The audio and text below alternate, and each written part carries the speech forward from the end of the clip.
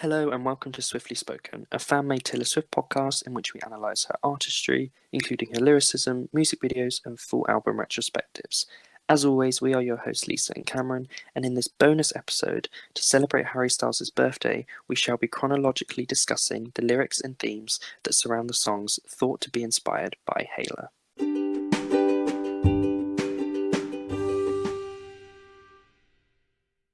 Before we get into this episode, we wanted to give a quick disclaimer by saying that this episode is interesting to us from a lyrical and a thematic perspective to see how certain songs are connected and how themes developed surrounding this relationship. Harry and Taylor both speak very fondly of each other. Moreover, all of what we're going to be speaking about are our opinions and speculation, and of course, there's really no way to know who songs are ever really about. However, we're going to be looking at the lyrics and always grounding what we say. Finally, regardless of who's out or what inspired them, the songs and lyrics themselves should ultimately always be credited in full to Taylor, can't be reduced to simple paternity tests, and that is not our aim. We just simply want to explore the lyrics and themes that Taylor developed in her music surrounding this particular time in her life, and how they connect to Harry's songwriting as well, by drawing parallels between them and just seeing how these two amazing songwriters worked on their craft and how it echoes in each other's songs. With that being said, let's first start off by defining a timeline to understand why we're going to be analysing certain songs. Harry and Taylor first met and had a fling, it would seem, in spring of 2012.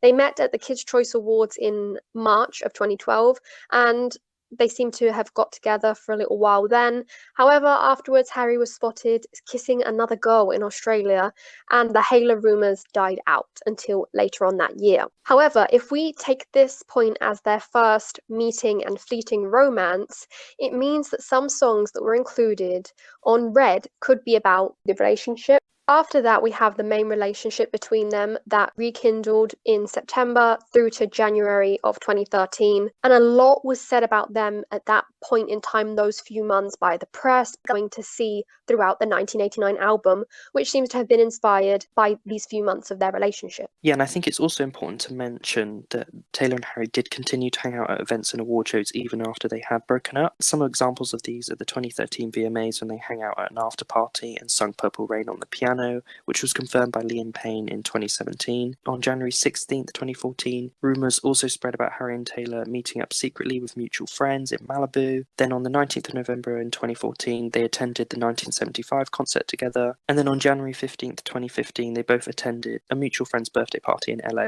So I think it's quite important to mention that even after they split up, they were clearly remained good friends, and they both speak very fondly of each other.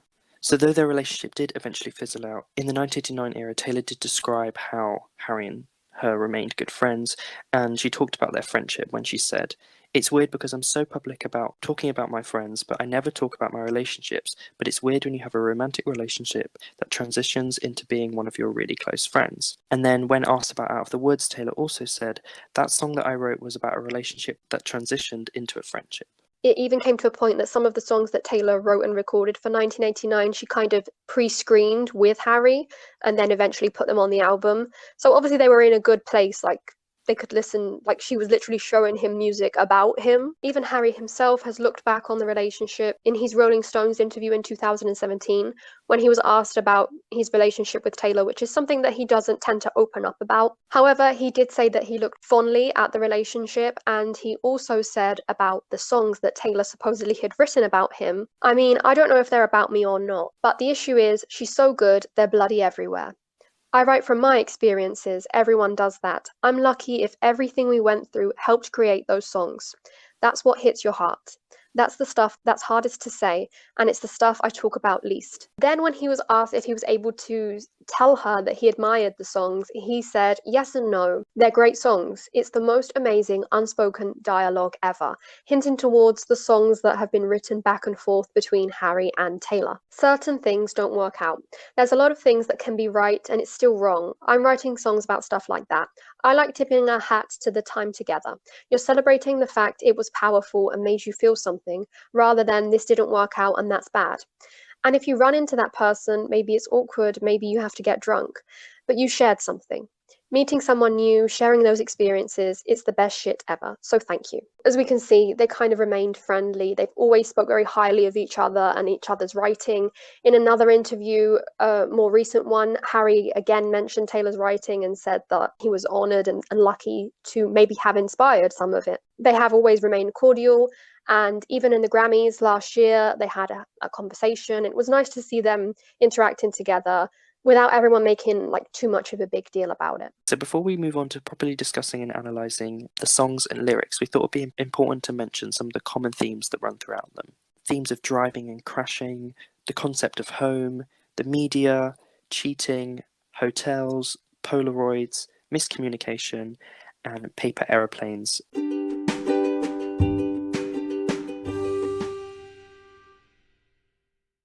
Now we're going to be focusing on the breakdown of Taylor's songs that lyrically allude to their relationship, as well as mentioning some of Harry's lyrics throughout that parallel and contribute to this most amazing unspoken dialogue. When we get into the songs, we can basically divide them into three parts or three moments. Firstly, the Red songs, which allude to the very, very early relationship. Then we go into 1989, which, as we've said, is like the main event. And then finally, everything after, which we'll get to, and you'll see it's very like difficult to tell what could be real and what couldn't. First, we're going to start off by looking at the songs in the Red album, and we're going to look at them in the chronological order that they were written. The first song that we can talk about is Treacherous. Treacherous seems to have been written in April 2012. So bearing in mind the timeline that we discussed previously, in April 2012, by this time, Harry and Taylor have already met, and a possible romance has sparked between them. So over a couple of days, Taylor had a writing session in LA with Dan Wilson, who she wrote Treacherous and Come Back Be Here with. Taylor says, I wrote Treacherous with Dan Wilson, and we came up with a way to say, this is dangerous, and I realized that I might get hurt if I go through with this, if I move forward with you, but I still want to. It's like that kind of conflicted feeling of it being a risk every time you fall in love, especially with certain types of people. So, if we look at this album lyrically, the song really establishes two of the main recurring themes that surround their relationship. Firstly, we have references to cars and driving, especially in the lyric, two headlights shine, and nothing safe is worth the drive. Then we also have the establishing theme of the concept of home, which is repeated a lot throughout Haylor songs. So we have I Would Follow You Home in Treacherous. In my opinion, this song really sounds like an early version or the prequel to Style. Moreover, the secret message is what really points to this song being about Harry. The secret message from Treacherous is Won't Stop Till It's Over, which is a lyric from the song Sweet Disposition written by The Temper Trap. Harry obviously has a lot of tattoos, and in that moment he had a tattoo, which is now covered up, which had the same lyric but it was incorrect. So he had tattooed Won't Stop Till We Surrender instead of the real lyrics, which are Won't Stop to Surrender, and those lyrics come directly after Won't Stop Till It's Over. Taylor then met the Temper Trap in November 2012 at the ARIA Awards in Australia and asked the lead singer to handwrite and sign the lyrics so she could give them to her boyfriend as a birthday present. Obviously, her boyfriend at that time was Harry, and this was probably a coy way of kind of proving that his tattoo had the wrong lyrics on them. With this in mind, it seems that Treacherous is like the beginning of the relationship. It's the song that establishes that beginning feeling. The next song was written with Dan Wilson for the Red album was Come Back Be Here, and that was written on April 12th, 2012. So Taylor posted a picture on Instagram with the caption, recording for the next album, so happy. And that day, Taylor was recording the demos for Treacherous and Come Back Be Here. So Taylor talked about the meaning of the song at the Red release party when she said, it's a song I wrote about this guy that I met. You meet somebody and then they just kind of happen to go away and it's like long distance all of a sudden and you're like, come back, be here. So it's a song that I wrote about having distance separate you, which is something I face constantly. So in the Instagram post that Taylor posted with the caption recording for the next album, So Happy, the dress that she is wearing is actually the same dress that she wore during an alleged date with Harry Styles a few days before. So this song would have been written super early on into Taylor knowing Harry, which some people have used to kind of debunk this theory that it is possibly a Harry song. However, the lyric, How strange, I don't know you at all, suggests otherwise. News on Reddit does debunk this Haylor theory about Come Back Be Here, and instead argues that it's about Zac Efron, and the timelines of when Zac was in New York and London does match, whereas Harry appears to not be in London for very long, or New York, and is instead over in Australia during the time that Taylor is writing this song with One Direction. So lots of people have argued that that possibly means that Come Back Be Here, because of the lyrics, the specific lyrics of London and New York, suggest that it is about Zac Efron. How do you feel about that, Lisa? With all of these songs, as we're going to mention, we can never 100% know, of course. However, I am leaning more towards Harry than to Zac, just because of the parallels that it has with other songs, and because of another song written by Harry that also parallels Come Back Be Here. Harry has supposedly written a song for a couple called Alex and Sierra called I Love You, which was written under the pseudonym of Mick Greenberg. It's basically almost 100% confirmed that it was Harry who wrote for them, and even Alex and Sierra themselves teased that it was Harry who wrote it for them. And I Love You has many, many parallels to Taylor lyrics and Taylor songs, one of them being I didn't come back and I wasn't there. It could just be a coincidence, or it could be like a direct reference to Come Back Be Here, being about that beginning, the delicate beginning, as she says. But like I said, we can never really know. And those coincidences between Zac and Taylor also make quite a lot of sense. What do you think? I do agree. I do think that the kind of London, New York, Zac stuff makes sense and does kind of possibly suggest that maybe it was more about him. But I think sometimes maybe songs are have multiple inspirations. For sure, and it yeah. might just be a feeling, like Taylor said, that she has constantly with long distance because of the nature of her job and the people that she was dating at the time, the nature of their jobs as well. I think that maybe it is kind of a bit of a mix. For me, I've kind of always felt like maybe it was more of a kind of Harry song because of the lyrics of you barely know this person, and Taylor and him had not long met. So that's how I've always kind of felt. Also, it's quite important to mention that sometimes certain lyrics or words are used in songs because they rhyme or just sound better than others. So maybe, but you're in London sounded better than you're in Australia or you're in Sydney. Or maybe Taylor chose that specifically because she wanted to specifically reference someone that was in London. We never know. Obviously, we'll never be able to know. But I just absolutely love Come Back Be Here's. Loved this song. I don't care who it's about or whatever. Oh, for sure, yeah, It's yeah. just such a cool song, and I've always kind of loved that, the kind of message of the song of falling in love with someone, but then they're kind of leaving, and like Taylor said, it's something that clearly she was facing a lot. Okay, so the next song that was kind of written for the Red album was Message in a Bottle, and it was kind of written mid to late April 2012. So Taylor met Max Martin and Shellback, and this was the first song that they wrote. It appears that maybe while in the middle of writing Message in a Bottle, a friend of an ex walked into the studio asking if Taylor and his friend were getting back together, and then We're Never Ever Getting Back Together was born. However, focusing on Message in a Bottle, obviously there's lots of lyrical parallels with Come Back Be Here.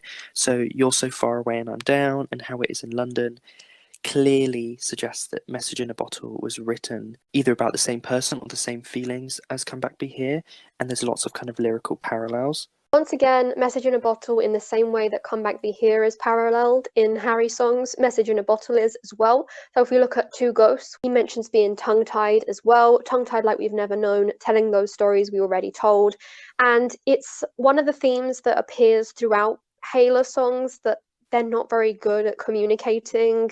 There's some miscommunications, some nervousness, and obviously in Message in a Bottle, it would be like the beginning nerves of a relationship, whereas in Two Ghosts, it's kind of the end of a relationship. I think also, yes, this song is, like you said, very similar with Come Back Be Here, and like, how is it in London? Where are you? Well, I'm wondering if I'll ever see you again.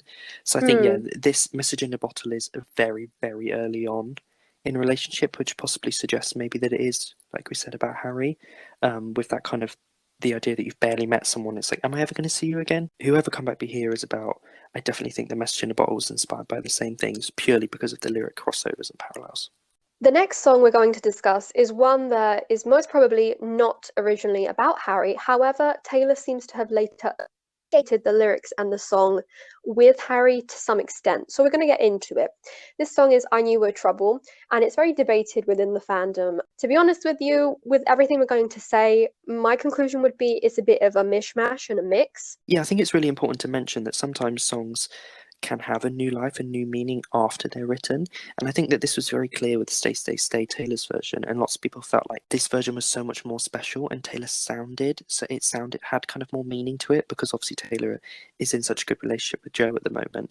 And I think that maybe this was the same with I Knew Your Trouble. Maybe it wasn't originally about Harry. However, as Taylor's life and kind of relationship developed, that song had new meaning and then related in new kind of aspects of her life. And I think that is something that happens a lot with songwriters. Sometimes they look back at songs and they have more meaning now than they originally did. So I think that's definitely something to mention, because like you said, even though maybe this song wasn't originally about Harry, I think that it maybe Taylor kind of associated it with him. For sure, and this is something that was seen in the music video and some of her live performances of the song. So the music video stars Reeve Carney as Taylor's love interest, and he does have some similarities in the way he looks to Harry, and he has a ship tattoo, which is a tattoo that Harry got with Taylor. They were dating in 2012.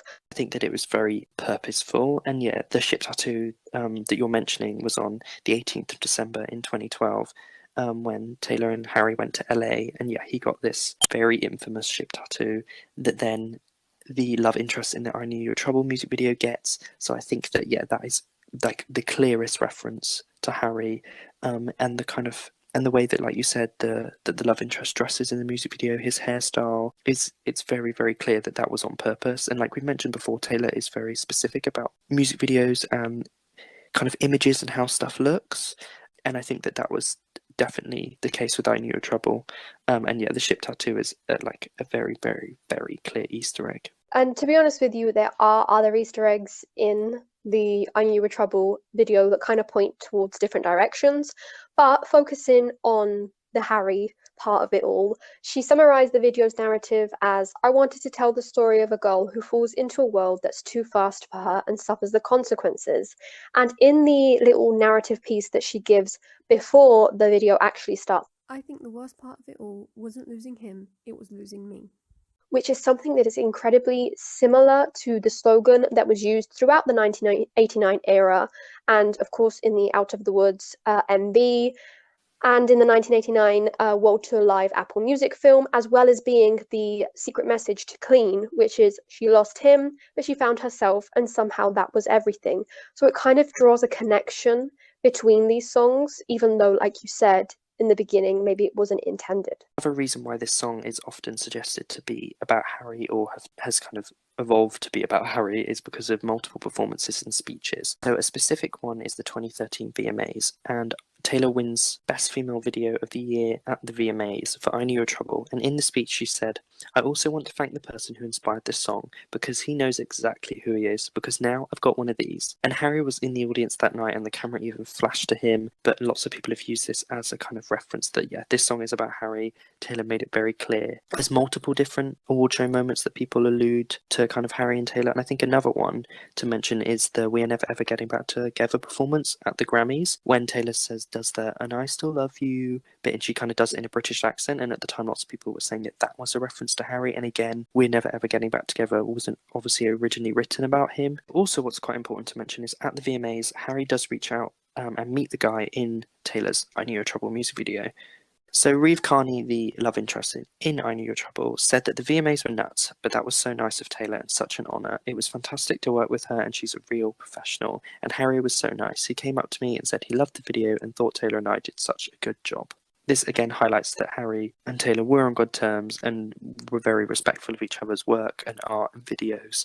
But I think that the 2013 VMAs, as well as the ship tattoo featured in the music video, are the two things that really, really strongly allude to Harry. And once again, we can mention the I Love You song that Harry supposedly wrote, which alludes to the fact that he also may think I Knew You Were Trouble is partly or partially about him. So another lyric from that, on the soft, warm ground for a week and 13 days. So apart from mentioning 13, which is like Taylor's number, the soft, warm ground kind of parallels and matches I Knew You Were Trouble's lying on the cold, hard ground. So again, and then he goes on to say the lyric that we mentioned before, I didn't come back and I wasn't there. And then it says, I won't trouble you no more. I think that those lyrics again suggest that even if this song wasn't intentionally about Harry, that Harry definitely felt like it kind of alluded to him. And also, it's quite important to mention the secret message for I Knew Your Trouble in the CD booklet, which is when you saw me dancing. And this could possibly be a reference to March 31st, 2012, when Harry and Taylor, as we mentioned earlier, officially met at the Kids' Choice Awards in Los Angeles. They met backstage after Taylor was seen dancing to One Direction's performance. And there's a very kind of sweet video of Taylor dancing with Selena Gomez. So maybe that is a possible reference. Again, we'll never know, but that is definitely something to mention and something that kind of adds to the kind of suggestions that this song is about Harry. The next thing chronologically is something that happened in June 2012. Now, this is something that Jackknife Lee, who is a producer of both Harry and Taylor songs, mentioned in an interview. So, though we don't know if this has a lot of truth to it, Jackknife Lee mentioned he'd been working both with Taylor and Harry, and in fact, Harry and Taylor had worked together, writing a few bombastic songs that were requested by the label. How much truth this has to it, if those songs ever were really finished, who actually they were written for, and if they could somehow appear in some vault in the future, I don't know. But what's your opinion on these? I'd never heard of this before. Yeah, no, I think it would be incredibly exciting. Maybe this could possibly end up on the 1989 vault.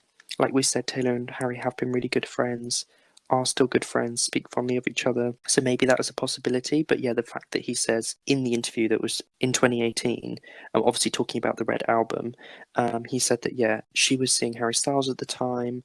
She wrote a few songs with him. So it's interesting, yeah, how much truth there is to this. And if it is, then yeah, I would love to hear, and I think a lot of people would really, really love to hear those songs. And maybe they might see the light of day on 1989. The last song from Red to discuss is The Very First Night, which of course we only got recently in Taylor's version. This song, just in the same way that I mentioned earlier that Treacherous seems to be a style prequel, I feel that The Very First Night is very much an Out of the Woods prequel. We have lots and lots of lyric parallels between The Very First Night and many songs on 1989. They don't know about the night in the hotel. They weren't riding in the car when we both fell. Didn't read this on the Polaroid picture. They don't know how much I miss you. We have references to hotels. We have references to the Polaroid picture and the car as well. So a lot of themes. Yeah, and also we have kind of the mentions of missing you, again, something that is obviously clear in Message in a Bottle and Come Back Be Here. So if those songs are also possibly about Harry, then that is another lyrical kind of crossover and parallel. So yeah, I think just that kind of verse just has so many kind of references to multiple kind of Taylor Swift songs in the kind of Taylor Swift universe. And I think that lots of people were very excited when they heard The Very First Night, because it did appear to reference a lot of songs and suggest that maybe this song was about Harry. So now we can kind of get into some of the parallels between The Very First Night and other songs. So one of them is the idea of hotel rooms and hotels. This is something that we haven't discussed yet, but The Very First Night would be the first song that mentions it. And then we have a lot of mentions to hotel rooms in Perfect by One Direction. Okay, so another clear kind of lyrical reference is obviously didn't read the note on the Polaroid picture. So the Polaroid is obviously totally symbolic of the 1989 album, and also clearly references the Out of the Woods lyric, you took Polaroids of us. So I think that this is definitely a clear kind of reference, and when I listened to it, it did kind of feel like, oh my god, this is the Polaroid is just so symbolic of the 1989 album, whereas like things like Autumn Leaves and Scarves are symbolic of the Red album. So it was really interesting that we got this song that did kind of feel like a bit of a crossover between the two, and yeah, that's definitely a really cool lyrical crossover. Following on with that, between this song and 1989 is when Taylor sings Take Me Away, to you, it kind of parallels the style lyric Take Me Home, which she repeats like take me home, take me home. One of them being if you like causing trouble up in hotel rooms. So again, it kind of really parallels, they don't know about the night in the hotel and the trouble they may have caused in a particular hotel. Okay, so another kind of lyrical crossover from The Very First Night is the lyric We Were Built to Fall Apart, which obviously kind of clearly parallels with the Out of the Woods lyric, we were built to fall apart and fall back together. So again, suggesting that this song is possibly about the same relationship as Out of the Woods. I definitely feel like this song was a very early 1989 song, obviously with the lyrical parallels that really fit the themes of 1989. And it maybe is one of the songs that Taylor was possibly mentioning when she was referring to how some of the vault tracks she was kind of keeping for the next album, but then the sound of the album's eventual songs were even more enhanced than the ones that she initially saved. And I think that The Very First Night is probably one of those songs that was saved, because I think that with a different production, this song could have worked perfectly on 1989 because of all the kind of lyrical parallels with the rest of those songs. And I definitely feel like this maybe was one of the songs that Taylor considered for the next album, and then, like I said, felt like, oh no, this song doesn't really fit the new sound of this album. How do you feel about that? I do agree with you, of course. Just so many lyrics that parallel and really, really fit. And like you said, with a different production, could have really have gone with 1989. The reason why, in my opinion, is because it does encapsulate that feeling, just with all of the other songs that we've discussed from Red, about the tentative beginning of something. Yes. So I think that's why it's better placed on Red. However, like you said, it really does feel like the beginning of 1989. Yeah, no, I totally agree. I think that Red does kind of have a lot of those songs with Everything's Changed, Begin Again, Come Back, Be Here, Message in a Bottle, The Very First Night. Yeah, all those kind of songs are about kind of the beginnings of relationships and the kind of nervousness and wanting them to come back, but it's all too new. And I think, yeah, that's definitely why Taylor, if maybe it was considered, obviously we don't know, this is purely speculative, but if maybe it was considered for 1989, why she then thought, actually, no, that belongs on Red, because I think its kind of overall message, rather than the kind of lyrical parallels, fit with Red in comparison to the lyrical parallels appearing to fit with 1989. So, with that being said, we are now moving on to 1989. 1989, the way that it's framed and was presented to us is kind of a narrative about one specific time in Taylor's life. This can be seen through the secret messages that, when placed all together, kind of tell a story about a chapter in Taylor's life. However, we're going to be commenting on the songs that most likely are about Harry, because even though some of them were placed on this album and again are framed as being all about the same time and relationship, they could always take inspiration from different moments. Once again, to discuss 1989, just as we did with Red, we're going to be discussing the songs in chronological order as how they were written. So we're going to be starting off with This Love and ending off with Style, which was written in February 2014. Okay, so from the Lover Diaries, we can see that This Love was written on the 17th of October 2012. When talking about the song, Taylor said that this song is about when you care about the person enough for in a relationship to let them go, and if the timing is right, they'll come back. This song, I think about Harry. How do you feel? Do you think that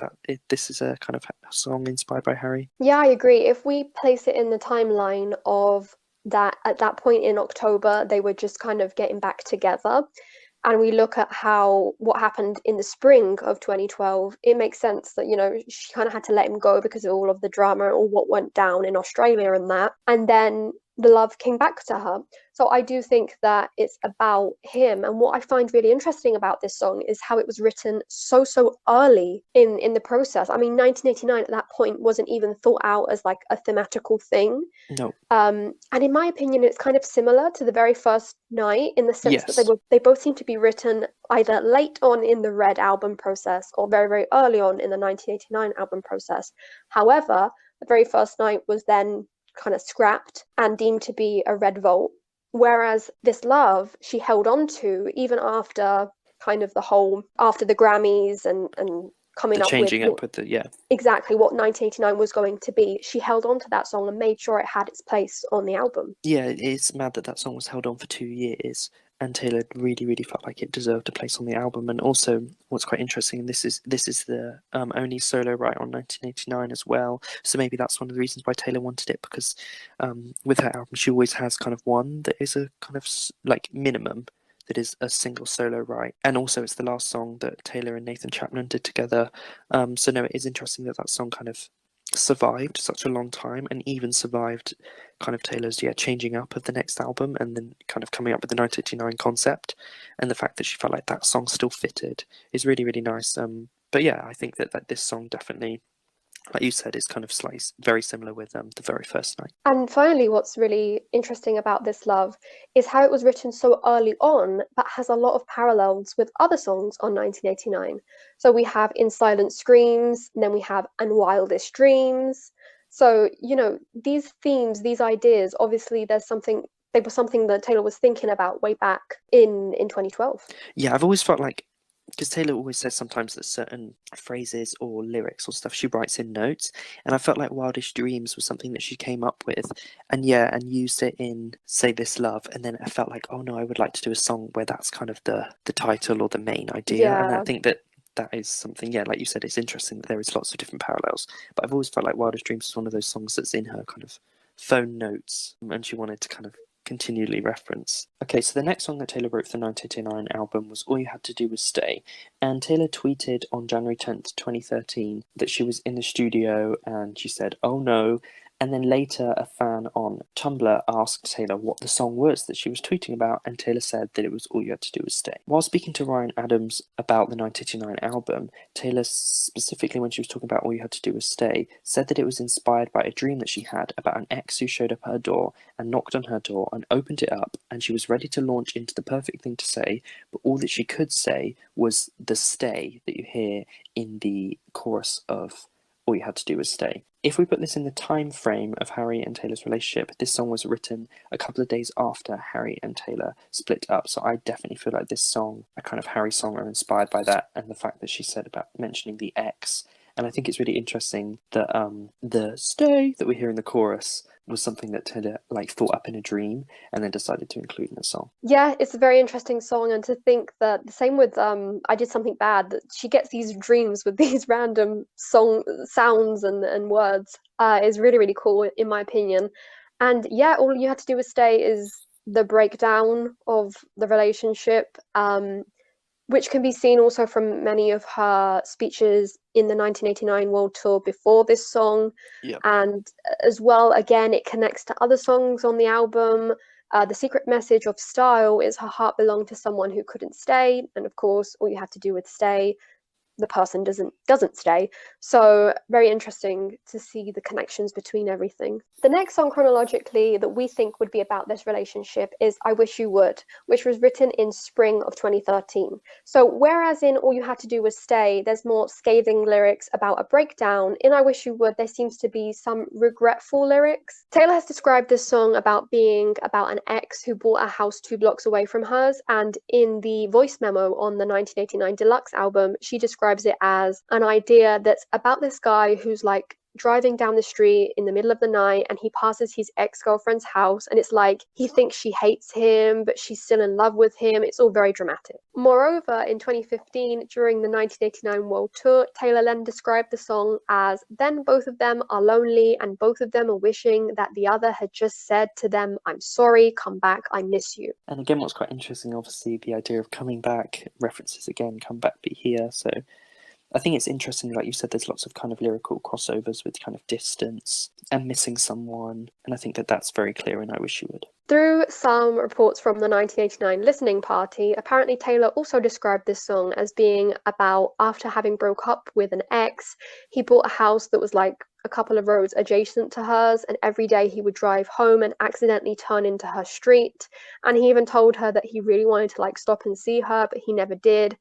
And she said that the song is about while he was in the car, making the decision to get out the car and see her, and that she was sitting in her bedroom wishing he would make the move and go back to her and just pitch up at her house. So like I said, a very song about really wanting someone to kind of regret their decisions and come back, but then not doing it yourself. And she compared it to a classic movie where both parties want the same thing, but neither has the guts to just say anything. So one of the reasons why this song is suggested to be about Harry is because in January 2013, right after the Haylor breakup, there were reports of Harry looking for a house in LA, and it's assumed that he bought a house near Taylor's. And so in that case, the story kind of matches up with I Wish You Would and how closely they were living to each other after the breakup. Once again, we have the themes and related lyrics to style. So the themes of driving a car at midnight, at night, no headlights on, a bit recklessly. Taylor also described in one of her interviews that style made reference to this crooked love, which she mentions in I Wish You Would. And talking about parallels between Taylor and Harry, once again we can mention the song Perfect. In Perfect, one of the lyrics is, and if you like midnight driving with the windows down, which directly parallels to windows down, you pass my street, the memories start. The next song that Taylor wrote for the 1989 album was I Know Places, which was written on Jan 22nd, 2014. Okay, so speaking to Glam in 2015, Taylor basically said that the song was about how people try and ruin a relationship if they get the chance to, and the best way to start a relationship is to keep it secret. And obviously this kind of alludes to how Taylor and Harry initially met, and their kind of initial fling as such was very secret.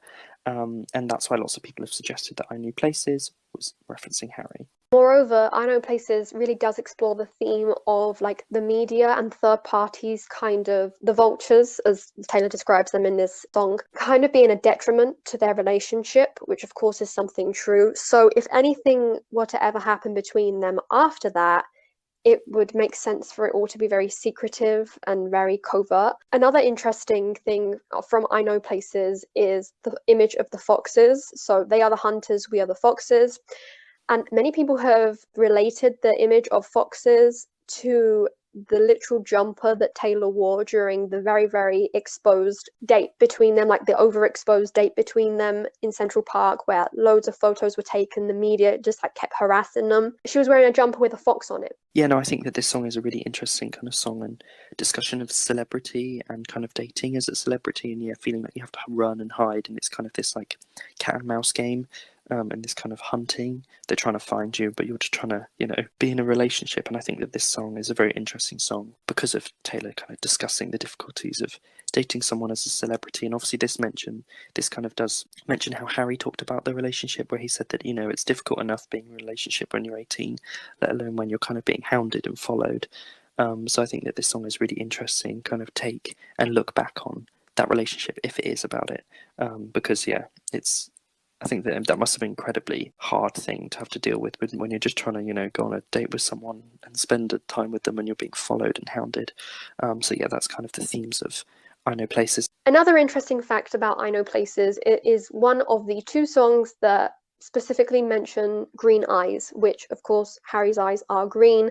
So at the end of I Know Places, we get the lyric, in the dead of night. So the next song that Taylor wrote for 1989 that we think is about Harry Styles was Clean, and that was written on Feb 9th, 2014.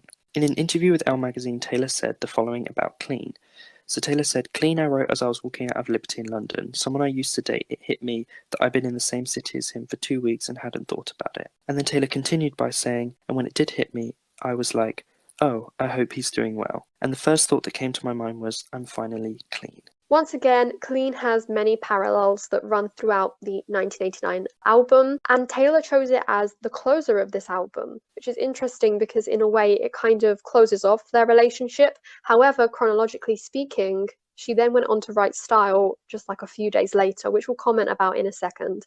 But another interesting thing, parallel-wise, are the parallels between Clean and the song by One Direction, Olivia. Once again, Harry was involved in the writing process of the song Olivia. The song talks about a girl, a fictional character called Olivia, who they're professing their love to. When asked who Olivia was, Harry acted very shiftily and said, who knows, Olivia could be a place, it could be a person, it's just a feeling. One of the main parallels between Clean and Olivia is that in Clean we have the lyric, you're still all over me like a wine-stained dress I can't wear anymore. And in Olivia we have the direct parallel, she's lying in bed with my t-shirt on, just thinking how I went about it wrong. This isn't the stain of red wine, I'm bleeding love. Another parallel between the two songs are references to butterflies. So in Clean we have when the butterflies turned to dust that covered my whole room, whereas in Olivia, in the bridge, we have Summertime and butterflies all belong to your creation. these two songs have many parallels, but they kind of express very different feelings. Whereas Clean is the end of a bit of a traumatic experience and relationship, and you feel like you're finally over someone. Olivia is much more upbeat and happy and talking about how much you love someone and how it kind of worked out. Very interesting parallels. I especially love the lyric, this isn't the stain of red wine, I'm bleeding love.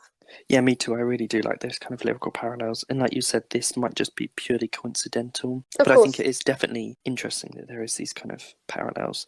But like we said, we're never to know who inspires these songs or who chose what lyrics and what they're inspired by. But I think that the parallels are definitely something that's really interesting, especially the red wine. And The song that was written after Clean is, of course, Style. It was written on the 19th of February 2014. So much for writing Clean literally a few days before. This song is the song about the relationship. It's the one that everyone alludes to when they think of the Harry Styles song, mostly because of the name, which was very brave of her to do, if you ask me. it was very brave and very it was definitely not an accident. It was on purpose, this name. And Taylor knew exactly what she was doing when she chose that name. The way that Taylor describes the song in an interview with Ryan Seacrest, she said that it's basically about a relationship that is always a bit off. And here she makes the connection to the crooked love relationship that we spoke about before in I Wish You Would. And she says, the two people are trying to forget each other, and they've both been out with other people, and they've both tried to forget the other. And so it's like, all right, I heard you went off with her and you came back. Well, I've done that too. So, and that was in reference to the line, I heard you've been out and about with some other girls. What you heard is true, but I've been there too a few times. So in general, Style is about this couple that keep coming back together. Even though they're driven apart and they go off with other people, they still go back together. And as the name aptly implies, they never go out of style. Now, Style is a song that has many, many themes of the Haylor relationship in it. So we have the car drives, the midnight driving, the secret meetup, the concept of home, cheating and being with other people, miscommunication, and finally, in the MV itself, we even get a reference to the paper airplane necklace. It also was quite interesting. In November of 2014, Taylor talked about Style, and she said that it's kind of about the person that will interrupt your wedding because it's never really over, and it's kind of an on and off relationship that always comes back. So I think that's really interesting as well, the way that Taylor kind of talked about that in very speak now moment. I think that Taylor has always kind of been fascinated by the idea of someone interrupting your wedding, like Right. with obviously Speak Now, and then the I Bet You Think About Me music video. It seems that it's kind of it's a theme. a theme that Taylor clearly really, really is fascinated by, because I think it is kind of quite an intense moment, isn't it? Like that's kind of the last time that someone could ruin a relationship, and it's kind of like it all builds up to then, In and then this it's all big fine. gesture. So yeah, it's interesting that Taylor kind of references that, but I think that's a really cool thing that Taylor said, that it's the person that this song is about, the person that could interrupt your wedding. Speaking about Style and the music video, apart from that paper airplane necklace we just mentioned, there are some more things that allude to the relationship. So Taylor wears the same spotted top that she wore on her infamous date when she went out with Harry and he got his ship tattoo. And there's also some clips that are like home videos that were supposedly filmed by Harry himself. Also, there's lots of kind of parallels between the Style and Perfect, which is the One Direction song, music videos. There's kind of the beds and the bed sheets, eyes. There's lots of kind of visual similarities between the two. Again, obviously both these songs are the most kind of well-known songs that are written about each other, so it's interesting that there's lots of crossovers between the music videos and kind of visual parallels. An interesting thing about Style and Perfect, like you said, like they're the biggest songs about each other from the other's perspective. There is an amazing remix of both of the song kind of mashed together, and whoever would want to listen to that, I do highly recommend it. It's such a cool remix, and they fit so perfectly. Like the songs even have these same timestamps, so they both like have the same length, and the bridge starts kind of at the same time. It's very interesting how both of them like really, really parallel each other, so they fit really well remixed together. Finally, what's important to mention here is that Harry's solo song Two Ghosts from his first solo album called Harry Styles really, really does parallel this song. So he starts the song off, Two Ghosts, with same lips red, same eyes blue, same white shirt, couple more tattoos, which literally, if we look at it in comparison to Style and the aesthetics surrounding Style, we have mentions of, red lips throughout 1989 and throughout the Style video as well. Some of the lyrics that parallel with Two Ghosts are, you got that James Dean daydream look in your eye with same eyes blue, and I got that red lip classic thing that you like, same lips red. And then we have the lyric, you got that long hair, slick back, white t-shirt, and obviously in Two Ghosts, same white shirt. So these two really, really do mirror each other. In the same vein as style, the other big song that is related to the Haylor relationship is Out of the Woods. So Out of the Woods is based around the experiences that they might have had when they went on a skiing trip together in December 2012. So we know that it was from December 2012 because Harry had a snowmobile accident and he actually tweeted about his chin being injured at that point in time. So this is the accident that is referred to in the Out of the Woods bridge. When Taylor describes this song, she says that even if a relationship is breakable and fragile and full of anxiety, it doesn't mean that it isn't worthwhile, exciting and beautiful, and all the things that we look for. And that was actually in the Grammy Museum before she played it acoustically. An amazing performance, and it really highlights the tragedy of Out of the Woods and the beauty of it. I think yeah, with a lot of the kind of 1989 songs, they kind of have these kind of sad, tragic lyrics, but the kind of background and the production is upbeat and positive in a way.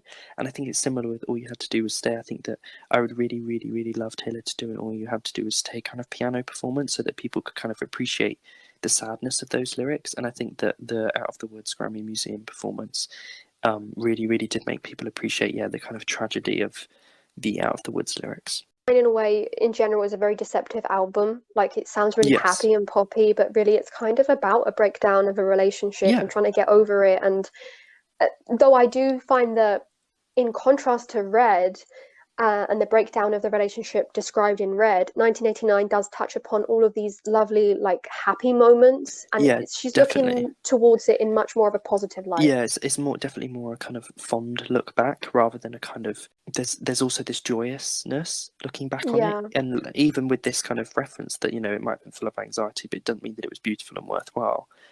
So I think that that's kind of how 1989 kind of is built up. Like you said, even though it sounds like this really upbeat poppy album, a lot of those songs are about heartbreak and kind of I think that's one of the main things that draws us towards this relationship, and seeing these lyric parallels and all of these themes around them. It's just so creatively written about that it is so interesting to kind of take a peek into it through the lyrics. It's just really, really beautifully written. So for Out of the Woods, we do have a lot of lyrical themes that we've spoken about before. Of course, we get that mention to the Polaroid. We get the mention to the snowmobile accident, as we said. We also get timeline references to last December, which, of course, as we know, is when they went on this holiday to the ski resort. And then, of course, we get the repeated lyric that we now have in a Red Volt song, which is "We were built to fall apart, then fall back together." "Your necklace hanging from my neck," again, a paper aeroplane reference. And then she literally says, "Two paper aeroplanes flying, flying."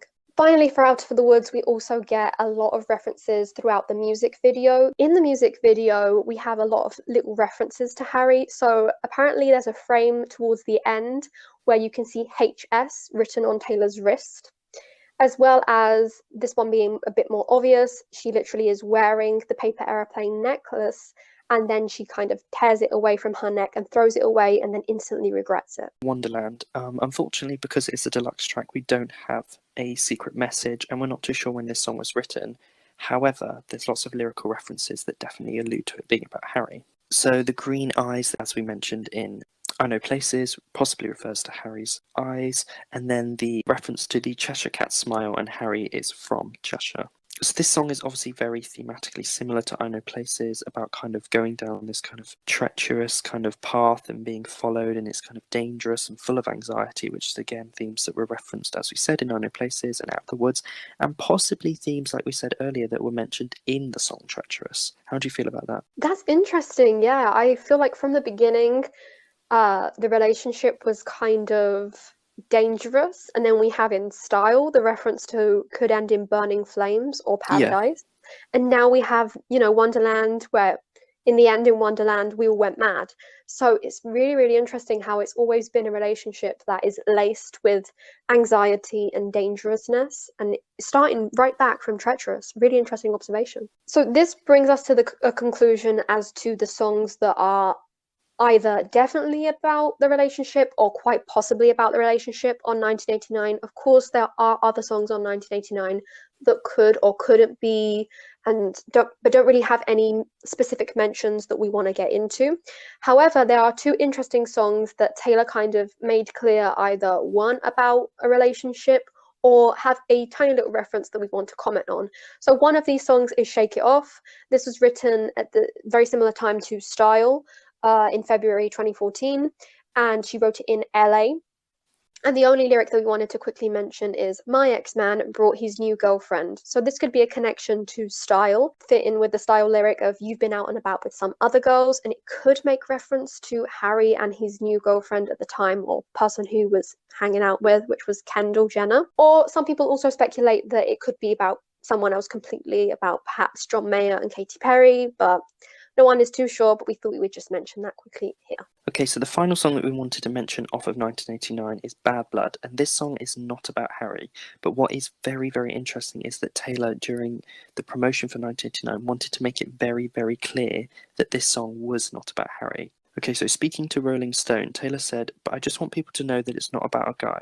You don't want to shade someone that you used to date and make it seem like you hate him when that's not the case. And I knew people would immediately be going in one direction. And then obviously Taylor realizes her accident of referring to Harry's band, and then she buries her face in her hands and said why and hows and cackles and laughs. But anyways, what I thought was interesting is that Taylor wants to make it very clear that Bad Blood was not about Harry. So again, in 2015 for GQ, Taylor also wanted to make it clear that this song was not about an ex when she said, you sit there and you know you're on good terms with your ex-boyfriend and you don't want him or his family to think you're firing shots at him. So you say that was about losing a friend and that's basically all you say. But then people cryptically tweet about what you meant. And obviously that refers to then later people realizing that Bad Blood was about Katy Perry. But yeah, what was interesting, what we wanted to highlight was that Taylor wanted to highlight that this song was not about an ex and possibly not about Harry. Like we mentioned earlier, that 1989 kind of does follow a kind of one thematic, but it kind of follows a kind of one story, doesn't it? And I think that maybe Taylor didn't want to think that Bad Blood was part of that story. Yeah, it's kind of part of that time frame, but not in reference to the same person. And I think it's sweet that she wanted to make it clear, and it kind of does point out once again that they were on good terms. Okay, so after 1989, the rest of the songs that we're going to mention are very, very speculative and are mainly coincidences. So first off, we'll start with Reputation, and there is one song off of Reputation that lots of people suspect is about Harry, or possibly about Harry, and that is So It Goes. In terms of So It Goes, many people did, as you said, speculate it was about Harry because of the themes. Once again, the name itself, So It Goes, is a lyric that has been mentioned both in Style, and now we also have it in The Very First Night, which are both songs that are possibly about him. So a lot of people already did draw parallels and kind of relate it to that relationship. However, one thing that was very interesting is that Taylor's producer for Reputation, or one of the producers, Oscar Gores, who worked on this song in specific, revealed that the track was written some years before. However, this is a bit contentious. Let's get into it. So basically what happened is Oscar Gores gave a small interview where he spoke about working with Taylor, and he described that when working on So It Goes, he actually received a call from Max Martin and Shellback about working with Taylor and producing this song, and he describes that at that point he had just become a father. And he was kind of like with the baby, and it was all very crazy. It was 6:30 in the morning, and he had to answer a call, and he was like, what's going on? And they was like, you've got to answer the call. It's to work with Taylor Swift. And that is when So It Goes was produced and developed. Now, he actually became a father for the first time on March the 2nd, 2015. So this would mean that So It Goes was written a couple of years before the album and would make reference to possibly the Haylor relationship. However, we looked into this, and Oscar Gores actually has 2 children, the second being born in September 2017, which would kind of fit the Reputation era's writing for that album. It would kind of fit better. However, it could be very close to the album release. I'm not sure. Also, the way that he speaks in the interview is like, I just become a father. Would you say that, like, if it was the second time around? I'm not sure. What do you think about it? I'm not too sure as well. I think that it's kind of hard to know. I think, yeah, the that obviously the So It Goes lyric that is referenced in other songs kind of does suggest possibly that it was before, and Taylor would have definitely been writing songs around that time. Again, then that draws in the debate of the scrapped album idea and songs that were written before the idea Right. of Reputation came about. So there's this So It Goes and this kind of discussion of when it was made pulls in lots of things, I think, because then there's also a debate, well, is this song then possibly about Calvin? Because obviously, if it was written on March 2nd, Taylor and Calvin officially started dating on March 6th, so which is very close to that kind of timeline. Taylor was obviously then photographed leaving a recording studio on March 2nd, 2015, which suggests that she was recording stuff. So there is kind of a lot of a debate around this song. Personally, I feel like it was probably written during the Reputation kind of cycle, and I think that maybe it was the producer is referring to his second child, but like you said, then the wording of "I became a father" suggests that it was first child. So yeah, I think this is very, very speculative. Yeah, I think this is one And of those songs that we're never really going to know. no, But it is interesting how So It Goes, even though it was placed on the Reputation album, was never really given a place on the Reputation tour and was kind of like shoved under the rug in a way, which makes yeah, me think that maybe there wasn't so much of she didn't not care, but like she wasn't as connected to the song as the song other and yeah, Reputation songs. definitely, and also it'd be interesting, and it's also interesting that if it was done in 2015, how it was kept for so long.